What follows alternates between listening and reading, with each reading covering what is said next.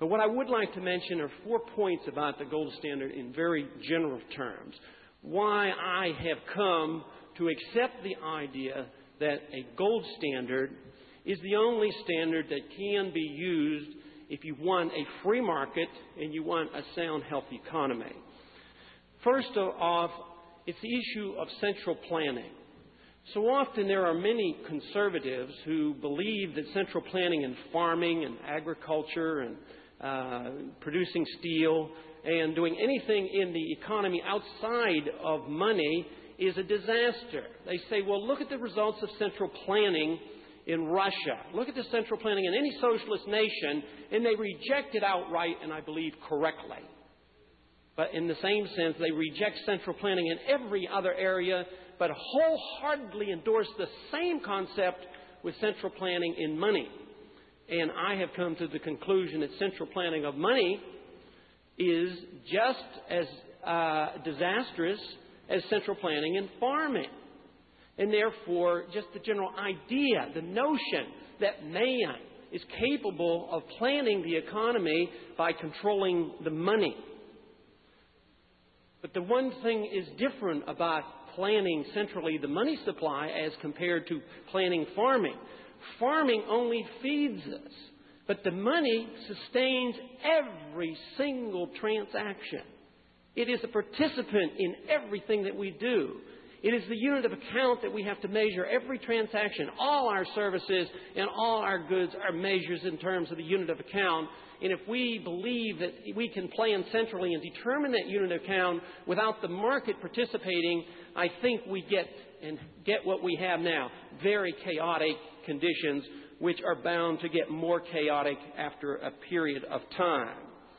So I don't believe that central planning in money can be successful. I happen to believe and accept the ideas of the Austrian School of Economics, as Mises in particular explained, that the business cycle is precisely caused by central planning of money, and that the booms and busts are inevitable. That as we drive the economy this year and for next year's election, you will see conditions improve, but sure enough, you will see the consequence of the inflation that we have today.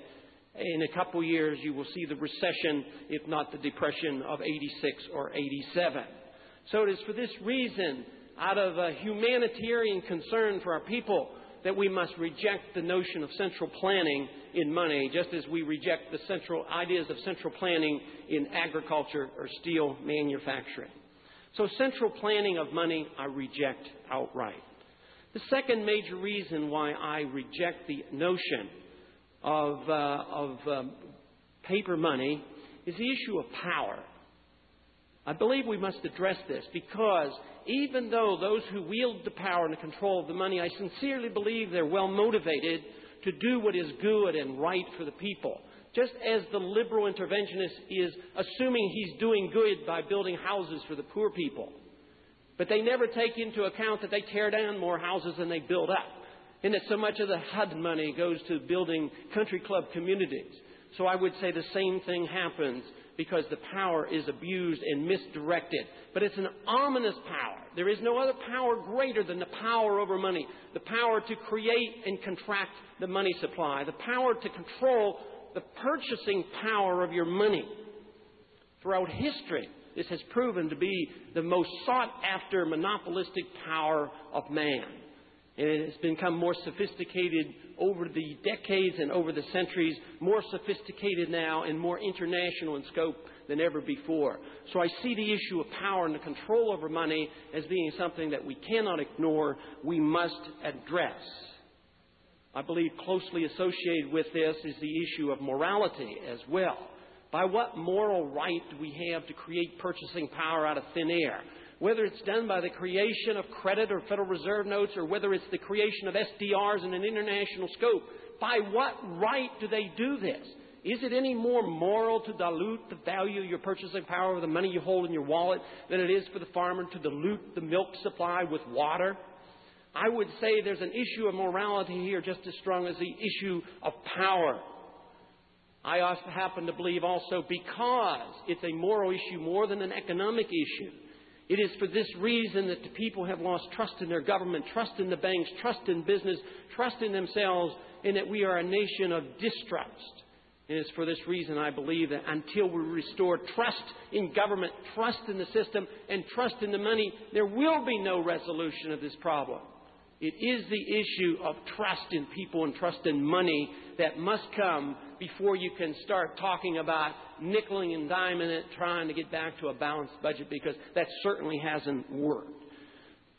So I think it's important to address the issue of central planning, the issue of power, and third, I think that we must address in general terms the issue of the origin of money. I know that's been talked about, and we recognize, those of us who believe in commodity money, clearly understand that money, paper money and credit creation didn't come out of the marketplace. That came out of the heads and the fantasies of the intellectuals and the government officials of those who want paper to be money, but never out of the marketplace. So I would say the paper standard is bucking history, and it's bucking economic law and economic truth, and they only can do it with force and more power to make people accept it. Because economically and historically, paper is not money. It can't be money. It's only money because we're forced to use it and because there's a residual trust in the pieces of paper that we carried around, because at one time it did have real value. Just think for a moment.